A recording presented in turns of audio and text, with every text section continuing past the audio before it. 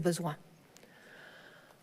Vous l'avez compris, l'enjeu pour l'économie, c'est de passer de la grande transformation à la grande transition.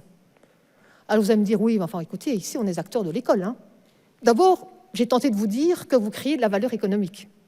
Ensuite, je vous ai dit, et ça me concerne aussi parce que je suis aussi enseignante, que l'État, que ce n'est pas l'État, c'est la collectivité qui nous confie des moyens pour déployer l'éducation, tant l'éducation est importante.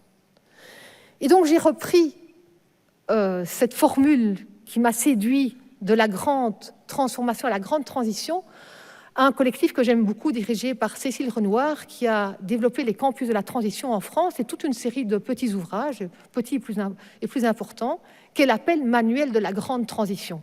Bien sûr, là, en référence à Polanyi. Et notamment, elle a écrit un bouquin, c'est un collectif, hein, Pédagogie de la transition. Alors, c'est Pédagogie de la transition pour les écoles supérieures, mais il existe beaucoup d'outils pédagogiques aujourd'hui, mais je trouvais que son 4e de couverture parlait de lui-même. Comment rouvrir un horizon désirable? Parce que c'est bien ça, l'enjeu. Comment rouvrir un horizon désirable?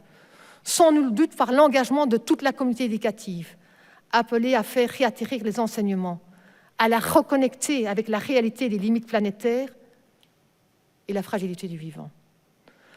Enseignants professionnels de l'éducation, notre mission est de raviver le courage, l'espoir et l'émerveillement. Au-delà des disciplines, c'est aussi l'entraide, la responsabilité, le questionnement, le discernement et le droit à l'erreur qu'il s'agit d'enseigner pour nous permettre de sortir des impasses actuelles. Et bonne nouvelle, les initiatives inspirantes se multiplient partout dans le monde et je suis sûre que c'est le cas dans vos écoles aussi. Donc, avec Polanyi, j'ai envie de vous dire que oui, l'école produit de la valeur économique si on approche l'économie avec un regard substantif, que la collectivité nous confie des missions d'intérêt général à nous, acteurs du non-marchand, et nous avons donc une responsabilité sociale, sociétale, dans le déploiement de nos services, toute particulière. On peut dire que le non-marchand rassemble les fonctions les plus nobles d'une société. Et donc, notre responsabilité est de contribuer à l'indispensable et urgence double encastrement de l'économie entre le plafond environnemental et le plancher social.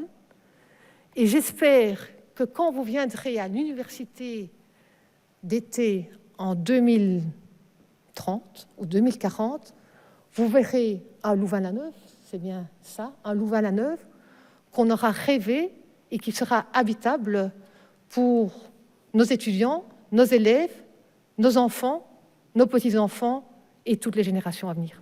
Je vous remercie.